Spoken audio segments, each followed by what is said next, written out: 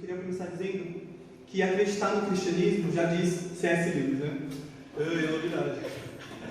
Como diz C.S. Lewis, ele diz que acreditar no cristianismo é como acreditar que o sol nasceu. Nós não acreditamos que o sol nasceu porque nós vemos o sol. Nós acreditamos que o sol nasceu porque é através dele que nós vemos tudo ao nosso redor.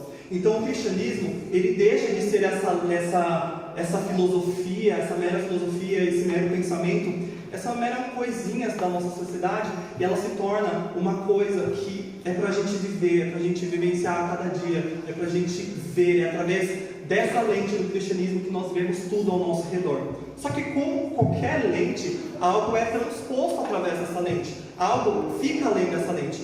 E quando você, por exemplo, coloca um óculos de sol, ou você coloca um óculos de grau, a sua visão sempre é mudada, a sua visão sempre é diferenciada de acordo com a lente. E o cristianismo não é diferente, porque se o cristianismo é algo que é para a gente viver e algo para a gente ver, é porque a gente vê através do cristianismo. Mas o que a gente vê através do cristianismo? O que vocês acham?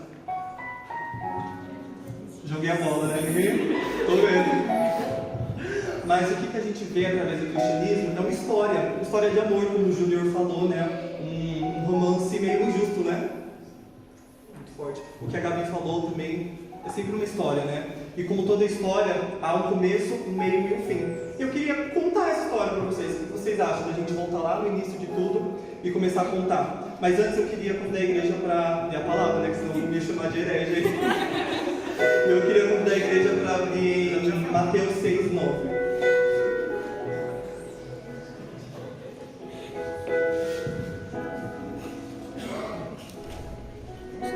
Eu só acho que você nem vai precisar ler sua Bíblia. De verdade, assim. Acho que se você fechar os seus olhos e você, sabe, seguir comigo na palavra, você vai conseguir terminar essa palavra. Porque a gente acabou de cantar aqui, né? Pai Nosso. Vamos ler então? Que tal a gente ler junto? Acho que a minha versão que eu peguei... tá ali, gente. É isso. Tecnologia. Não sei se é a mesma versão que a minha. Mas eu vou ler aqui em cima e eu queria que vocês lessem comigo. Que tal? Portanto, vós orareis assim: Pai nosso que estás no céu, santificado seja o teu nome. Venha o teu reino, seja feita a tua vontade, assim na terra como no céu. O pão nosso de cada dia nos dá hoje. Perdoa-nos as nossas dívidas, assim como nós perdoamos aos nossos devedores. E não nos conduzas à tentação, mas livra-nos do mal, porque teu é o reino, e o poder, e a glória para sempre. Amém. Amém? Glória a Deus. Ai, que legal ver, né? Parece um coralzão assim, cantando. Mas a nossa história, ela não começa aqui, mas a nossa história pode ser introduzida aqui.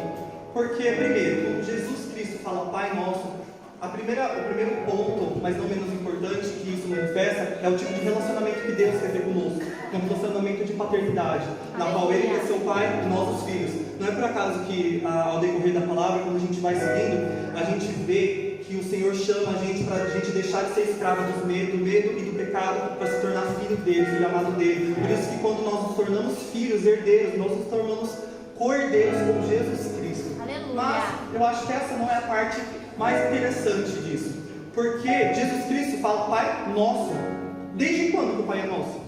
O Júnior não acabou de ler que Deus enviou o único filho dele aqui na terra. Por que agora o Pai é nosso? O Pai era de Jesus. O que aconteceu para Jesus Cristo ter que descer aqui na terra para manifestar Pai Nosso que estás no céu? Sabe, quais montanhas tiveram que ser movidas para que tudo isso acontecesse? E eu queria te convidar, se você quiser abrir a sua Bíblia, né, acompanhar o raciocínio, eu queria começar desde o começo com essa história. Lá em Gênesis 1, onde Deus cria o céu, a terra, Deus com a palavra, né, ele fala, haja luz, e tudo acontece, e luz aqui, sabe, essas coisas acontecem, acho que todo mundo sabe. Só que o engraçado desse começo é que não é o começo do mundo, não só o começo do mundo, é o nosso começo também, né? Porque Deus cria os animais, fulano, Deus cria ali e tal, e do nada criou o homem. E aí eu queria já ler também com vocês uma palavra que está lá em... Ih, meus amores.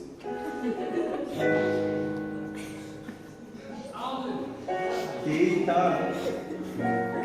Bom, lá em Gênesis 1:26, se não me engano, 1:26. Deus cria o homem à imagem e semelhança dele. Acho que vocês vão conseguir abrir aí. Só que o mais interessante nessa passagem é que Deus cria o homem, mas ele não sopra o Espírito nessa parte. Porque todo mundo lembra da criação do homem e lembra de Jesus. De Jesus não, né? Porque ele ainda não estava ali.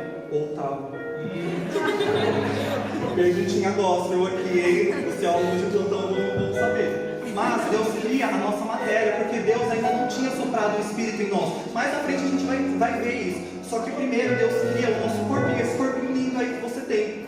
Só que aí eu te pergunto, se Deus criou o seu corpo, a gente não está falando da parte material ainda, a gente está falando imaterial, aliás. A gente não está falando da parte espiritual, mas sim a da parte material, esse corpo que você tem. Se o Senhor criou o seu corpo, ele não é sagrado? Não veio da mão dele? E se é sagrado, a gente trata como qualquer coisa? Se o corpo é sagrado, eu vou injetar qualquer coisa nesse corpo? Se é sagrado, eu vou comer, eu vou beber qualquer coisa? Se é sagrado, eu vou ouvir qualquer coisa, eu vou olhar qualquer coisa? Se é sagrado, tem que ser tratado como sagrado. Não foi Deus que criou na mão? E aí eu te pergunto de outra maneira, e o corpo do seu colega, é sagrado ou não é? Mas não foi Deus que fez? Então o corpo da pessoa, do seu próximo, deve ser tratado como produto? Como objeto de prazer? Aí já dá um lacre aí na pornografia, né? Fala, Deus. O nosso corpo é sagrado. Mais na frente, eu acho muito interessante isso, a gente separar o espiritual do material, porque quando a gente tem um propósito no nosso corpo, é como o apóstolo Paulo diz. Lá em Romanos 6, 13 a 14, ele vai dizer: não deixe que nenhuma parte de seu corpo se torne instrumento do mal para servir ao pecado, mas em vez disso, entreguem-se inteiramente a Deus, pois vocês estavam mortos e agora têm nova vida. Portanto, ofereçam o seu corpo como instrumento para fazer o que é certo, para a glória de Deus. Aleluia! Cara, a gente pensa que o Senhor vai receber apenas aquilo que está dentro do nosso coração. O Senhor só vai esperar o espiritual. Mas, cara, se Cristo se entregou por inteiro, por que você não vai se entregar por inteiro? O seu corpo não importa? Você não consegue adorar a Deus através do seu corpo? Eu não estou falando de dançar, música gospel. Eu estou falando porque, cara, mais na frente a gente vai entender que o nosso corpo foi escolhido para templo santo do Senhor, o Espírito Santo. É esse corpinho aí que você tem que vai servir como templo do Espírito Santo. Então cuida bem dele, porque o Senhor fez e é sagrado, amém? Bom, nessa primeira parte dessa história, ainda na criação, a gente tem a criação do homem, parte material, só que a gente também tem a criação da parte espiritual, porque lá em Gênesis 2:7 vai dizer, então Deus, o Senhor Deus, formou o homem do pó da terra, soprou o fôlego de vida em suas narinas e o homem se tornou ser vivo. Agora, nós não somos só corpo, agora nós somos espírito. Agora nós não somos objetos inanimados, animais irracionais. Somos seres propostos para adorar e se relacionar com Deus, porque através do Espírito que Ele soprou em nós, agora a gente pode, viver de verdade. Essa é a vida que Ele tem proposto para a gente. Só que o mais interessante é que lá, nessa parte imaterial, que é a parte espiritual, habita a sua personalidade, seu bom senso de humor, as suas vontades, os seus desejos. Toda essa parte, toda essa intelectualidade. Lá em 1 Tessalonicenses 5:23, o apóstolo Paulo ele vai dar 3 divisões do nosso corpo, do nosso ser, que é corpo, alma e espírito. Só que aqui eu não vou entrar em cada uma delas, porque eu acho que é mais interessante a gente mexer com a parte espiritual e a parte material, que é o nosso corpo. Amém? Amém. O que eu acho interessante é que o diabo sabe disso. Se você não estava sabendo, amém, agora você pode lutar contra o inimigo. Só que o diabo, ele sabe certíssimo isso, sabe? Lá num livro que a Gabi estava lendo, é isso aí, Gabi, o Cartas de um Diabo, Seu Aprendiz, o C.S. Lewis vai dizer que o inimigo acha que nós somos anfíbios. Nós somos feitos por uma parte material, nosso corpo, e uma parte imaterial, nosso espírito. Só que, como o nosso espírito vem do sopro de Deus, então o nosso espírito está ligado à eternidade. Algo que vem do eterno só pode ser eterno. Você não concorda? Não tem como algo vir do eterno e não ser eterno. O nosso espírito vem dele e quer voltar para ele. Tudo vem de ti e volta para ti. Tudo é dele, por ele e para ele. Só que, como seres carnais, como pessoas e corpos materiais, nós envelhecemos. Será que o nosso corpo ele é eterno? Está longe de ser eterno. Gente, tem adolescente aí de cabelo branco já. Só quem viveu sabe. Gente, tem adolescente de cabelo branco, nossos cabelos envelhecem, a nossa pele buga e, sei lá, os nossos órgãos vão pedindo arrego, sabe? E é isso porque os nossos corpos são fadados à temporalidade. Só que o inimigo se aproveita disso.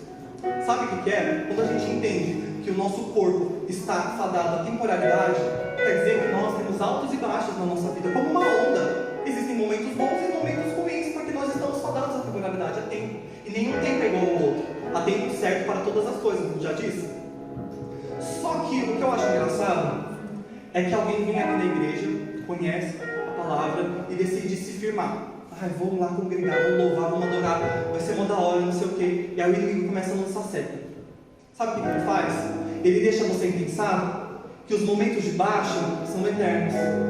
Ele começa a confundir a sua cabeça. E aí, para algo eterno parar, você precisa fazer alguma coisa. Aí o que a pessoa faz? Sai da igreja. Aí o inimigo faz o quê? Agora eu não vou tentar. Aí a vida da pessoa começa a fazer assim de novo. Aí na cabeça da pessoa fica: nossa, é porque eu saí da igreja, tá tudo dando certo na minha vida. Foi o inimigo. Quantas vezes o inimigo está fazendo isso com você? Sabe o que eu acho interessante? É que o inimigo também faz o contrário. Ele coloca só momentos bons para que quando tem um momento de baixa na sua vida, você não aguente. E aí? Jesus já falava, na nossa vida a gente teria aflições sim aqui na terra. Momento de baixa. Ele literalmente está prometendo para você, você vai ter momentos ruins sim. Só que tem de bom ânimo, eu venci. E se ele venceu, a gente pode vencer. Lá em cima. Eu gosto dessa palavra porque ela manifesta literalmente os momentos de baixa e os momentos de alta. Sabe, nem todos os momentos são iguais, porque como eu já disse, há um tempo certo e determinado para todas as coisas. Amém? Então, por favor, não deixa o inimigo te enganar, não. Não deixa com que o inimigo faça você pensar que todos os momentos são iguais. E só você saindo desse lugar, que é o único lugar que você vai encontrar o Senhor, sabe, resolve o seu problema, porque não vai.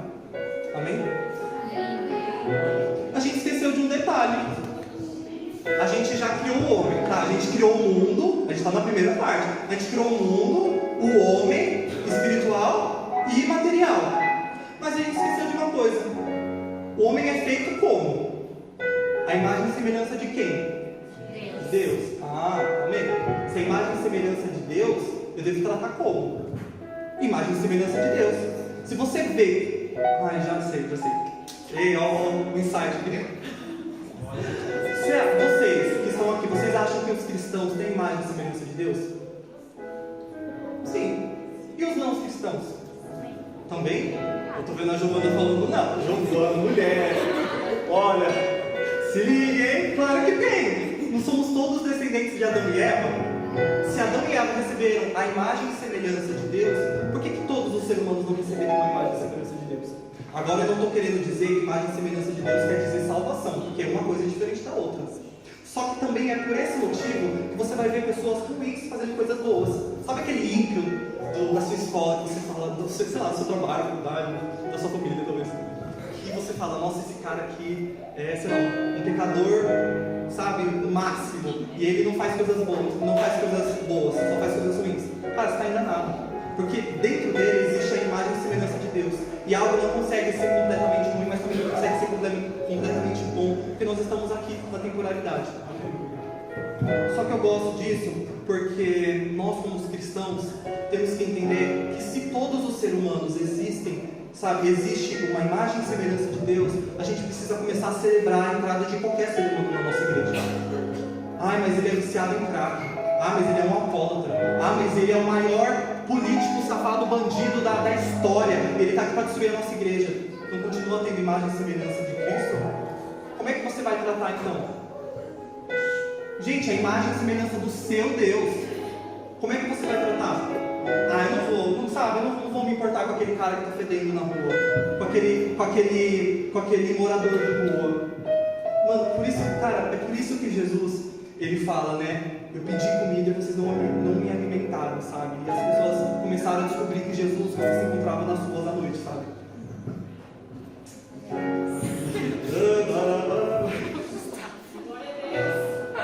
Enfim, mas eu queria terminar essa primeira parte dessa história, o início, que está tudo bonitinho, para falar de alguém que respeitou essa imagem e semelhança de Deus. Foi o próprio Jesus. Lá em João 4, a gente vai ver uma história. Não é uma história, porque aconteceu de verdade, é uma situação. Jesus estava indo... Dá um tiro, tá bem, gente? Aqui. Jesus estava indo da Judeia para Galileia, e entre a Judeia e a Galileia ficava Samaria, que era o lugar mais próximo, mais reto. Só que os judeus, como Jesus era, não entravam em Samaria de jeito nenhum, porque eles tinham uma treta assim, daquelas. O meu pai até disse, quando a gente estava conversando sobre isso, que eles tinham a rixa maior ódio recíproco da história. Vocês têm noção do que é isso? Os judeus, para atravessar, eles davam uma volta. Eita, Jesus faz o quê? Vou passar por Samaria. Porque, cara, é um Deus de propósito, sabe? A gente vai ver ao decorrer da palavra que Jesus ele tinha um propósito certo. Então, se você chegou aqui pensando que você está aqui por acaso, ou que você só ouviu esses louvores e está ouvindo essa palavra por acaso, e que você está aqui, sabe, deixando a vida te levar, eu lamento em te dizer, mas a sua vida tem um propósito. E você está ouvindo essa palavra tem um propósito também. Então, por favor, tenta abrir o seu coração para receber isso, porque o Senhor ele tem a sua história, a história da sua família escrita na palma das mãos dele. Aleluia! Então, eu espero que você se sinta aconchegado e com o coração aberto para receber o que o Senhor já tem dado aqui. Porque, meu Deus, cara, de verdade, se você não recebeu 1% do que aconteceu aqui, mas ainda tem mais. Quem crê? Glória a Deus! Amém, né, gente? O Senhor sempre tem mais. E aí, Jesus vai para Samaria, ao meio-dia, naquele sol escaldante, e ele começa, ele está cansado, com fome, com sede, e ele senta na frente do poço. E vem uma mulher, logo em seguida, pegar água, com o baldinho dela, da mulher. E aí Jesus, sabe, eu acredito que todo judeu, se estivesse naquela situação, primeiro, não falaria com ela. Judeus não falavam com os samaritanos. Infelizmente, essa é a treta. Esse é o B.O., uma das maiores rixas mesmo, as pessoas não falavam. E ainda mais um homem falar com uma mulher meio do nada, não falava. Só que eu acho interessante essa parte, porque Jesus ele não chega acusando a mulher. Meu, você é pecadora, você fez isso, você precisa se consertar, você precisa mudar a sua vida, sabe? Ele não foi literalmente fazer nada ali, sabe? Ele foi, assim, né, com propósito também. Ele literalmente pegou um assunto que era em comum com ela e com ele. Você tem água, eu estou com sede, você pode me dar um pouco? Sabe, quantas vezes a gente chega num amigo nosso, em alguém assim que a gente conhece, e a gente sente a necessidade de acusar, sabe? De apontar assim, nossa, mas olha, você pecou. Eu entendo que quando você é muito amigo, existe um nível de intimidade que você pode confrontar, que é diferente de acusar. Mas Jesus, a estratégia que ele usou foi achar algo em comum. Quantas vezes a gente faz isso? Nossa, você tem sede? Eu também tenho. Você pode me dar um pouco de água? E a mulher, né, ficou, o quê? Um judeu falando com uma samaritana? Como pode você falar comigo? Porque, cara, falar com uma mulher samaritana sendo judeu era o último dos casos. Não existia, não acontecia. E Jesus já vem quebrando esses longos tabus, né? Mas, e aí, o que eu acho interessante é que Jesus, na próxima fala dele, ele fala, se você soubesse com quem você está falando, você me pediria água, e eu lhe daria água que joga vida, né? De vida. Eu gosto dessa parte porque a mulher nem sabia da sede que ela, sabe, nem a mesma mulher sabia da sede que ela estava sentindo, sabe? É como se Jesus, por um momento, estivesse resolvendo o problema antes mesmo da pessoa saber do problema, sabe? E aí o debate chega, eles começam a conversar, aí eles começam a falar sobre adoração, e começa um papo ali. Só que aí Jesus chega no momento e fala assim, vai pegar o seu marido? Ela fala, não tenho marido. Só que Jesus, ele não acusa, ele confronta. Ah, você disse a verdade, você já teve 5, e o que está com você agora não é seu. Jesus agora, ele começa a interpretar não uma sede de água, sabe? Mas ele começa a colocar em jogo e colocar na visão dela que ela tinha uma sede mais do que carnal. Ela tinha uma sede mais de água, ela tinha uma sede de amor, uma sede de afeto. Ele está expondo um poço, mas um outro poço subjetivo e sobrenatural. Porque é exatamente isso. E eu, assim, espero que vocês entendam o que eu estou falando do nada da mulher samaritana, porque é aí que chega a segunda parte do nosso mapa, da nossa história. Porque se estávamos plenamente perfeitos, criados para Cristo, lá no Éden, o que aconteceu para essa mulher que está sentindo sede? O que rolou, sabe? O que deu errado para tudo isso acontecer? E aí a gente chega, infelizmente, no ápice pior assim, da nossa vida, né? Que é Gênesis 3, a serpente engana a mulher, e a mulher vai, induz o homem cai, está todo mundo em pecado, e o nosso coração, que foi feito exclusivamente para se relacionar com o Pai, e se relacionar com Deus acima de tudo, ele te desvia, e começa a procurar outras coisas para se preencher. O que eu gosto disso, obrigado, Lucas. O que eu gosto disso é que através da queda a gente entende que o nosso coração ele é destituído para que ele foi feito, sabe? Se o nosso coração uma vez foi, sabe, alinhado para adorar a Deus, agora ele se desviou e está procurando seus próprios caminhos. Em Jeremias 2,13 vai dizer que o povo de Israel cometeu 2 erros. O primeiro erro foi abandonar a Deus, que é fonte de águas vivas, e o segundo foi cavar cisternas rachadas que não retinham água. Era o que estava acontecendo com essa mulher. Ela abandonou a fonte de água viva, e todos nós, né, vamos admitir, será que a mulher samaritana é tão diferente de nós? Eu espero que a sua idolatria de santidade não te impeça de receber essa palavra hoje, amém? Aleluia! Nós abandonamos a fonte de água viva e começamos a buscar incessantemente. E é isso que Jesus veio resolver, sabe? Porque, cara, sinceramente, para que um Salvador se ninguém está perdido? Para que serve? Para que serve um Deus se a sua própria criação não adora? Sabe? A gente chegou num nível de corrupção, a gente chegou num nível de coração tão distorcido que a gente começou a adorar a própria criação. Você tem noção do que é criação adorando a criação? Criador ele é, na verdade, né? Ele sempre é. Ele é para ser adorado. E nós, criação, somos feitos para adorar. Infelizmente, essa é a lógica, sabe? Essa é a vibe. E é por isso que é interessante a gente saber da dinâmica do coração, que ele uma vez foi direcionado, só que agora ele está desgovernado. Esses dias eu dei uma palavra aqui, bem rapidinha, mas eu falei que o nosso coração é como uma bússola, e ele aponta para aquilo que nós amamos. Só que uma vez que nós caímos lá no Éden, nossa bússola, ela fica perdida, sabe quando a bússola ela fica rodando assim? E é isso que está acontecendo com a mulher samaritana. Ela tem sede de amor, ela tem sede de afeto, e ela vai fazer o quê? Ela vai no poço do homem. Cara, quer saber? Se você está com sede no deserto, o que você faz? Você vai lá, pega a água, volta para o seu lugar, bebe água, sente sede, volta para o poço, bebe água, vai e fica nesse ciclo assim, sem fim. E o que está acontecendo no poço espiritual dessa mulher? Está com sede de amor, sede de afeto, vai procurar, não olha para Cristo, enfim, queda, e aí vai procurar em homem, casou com um homem, essa Gretchen, né? Vai lá, procura um homem, abafa, gente, vai lá, fica com um homem, casa com um homem, tem tudo com um homem, trata o povo dela como se não fosse algo sagrado, e aí vai, sente sede de novo, termina com um homem, outro relacionamento, vai, esse ciclo sem fim, 5 homens que ficavam com ela não era dela. E aí, quais são os poços que estão dentro do seu coração hoje? Sabe por que eu estou falando de poço? Porque o poço do amor, o poço do afeto, eles não são os únicos, sabe? Às vezes a gente perde as esperanças e a gente deposita essas nossas esperanças e elas fé em outras coisas. Ou ninguém nunca viu um poço de dinheiro, onde as pessoas vão, sabe, gastar essa sede em dinheiro, em poder, em sucesso. Nabucodonosor não era idólatra do sucesso e do poder? A Gabi ali, ó. Vem pegando essa referência, hein? Mas é isso, gente. Por isso que é tão importante a gente entender a dinâmica do coração.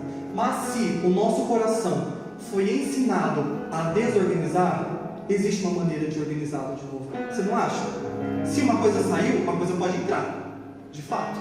E a resolução desse problema é através de Gênesis também. Olha só, nosso problema sendo resolvido antes mesmo da gente saber do problema. Antes mesmo de eu saber que eu era pecador, antes mesmo de você saber que era pecador, o seu problema já foi resolvido lá no Éden. Quer que eu te prove? Lá em Gênesis também, 3. Lá em Gênesis 3, 14, Deus dá a sentença da serpente. Ele diz assim: então o Senhor Deus disse à serpente: uma vez que você fez isso, maldita é você entre todos os animais, domésticos e selvagens. Você se arrastará sobre o próprio ventre, rastejará no pó enquanto viver. Essa é a sentença da serpente. Só que eu acho interessante que no versículo 15, o Senhor mostra uma dinâmica diferente. O que ele fala? Farei que haja inimizade entre você e a mulher, e entre a sua descendência e o descendente dela. Ele lhe ferirá a cabeça e você lhe ferirá o calcanhar. Igreja, você aí que é cristão, o que você acha que isso significa? Significa que a resolução desse problema estaria sangue. Não tinha como resolver o problema assim que a cobra mordesse o calcanhar da semente da mulher. E aí, Jesus chega, vem na terra, desce na terra, morre por nós pecadores, mesmo antes de sabermos que éramos pecadores, resolve o nosso problema. A gente está aqui agora, procurando em outros povos. É isso. Realmente foi isso foi para isso que o Senhor chamou aqui nessa noite? Foi para isso que o Senhor nos chamou? Para que Ele, sabe, cara, eu gosto muito porque muitos não crentes falam o quê? Aqueles crentes, eles vão para a igreja porque eles têm medo de ir para o inferno. Cara, é medo de ir para o inferno. Cara, você não tem noção do que você está falando. Sabe por quê? A gente já estava condenado no inferno, nós já estávamos lá. É isso que a gente tem que virar a chave da nossa cabeça. Porque a gente pensa que a gente está fazendo algo, sabe, que é para alcançar a coroa da salvação. Cara, Jesus já desceu para te entregar a coroa da salvação. Você só precisa receber, em nome de Jesus. Tem uma frase que eu gosto muito. Eu estava esperando que eu falasse dela no final, mas eu queria falar agora, que diz assim: Evangelho não é o ser humano em direção a Deus, com mãos cheias de boas obras para trocar por uma coroa, mas sim Deus em direção à criação, com mãos cheias de sangue, trocando a coroa pela cruz. Foi isso que Deus fez por mim e por você. Ele desceu aqui, ele se humilhou. E a proposta que Ele tem para você hoje, para mim e para você, é que você entregue o seu coração caído, podre, destituído de toda a glória, de toda a graça. Entregue para Ele, que Ele vai te entregar um novo, que é o próprio dele.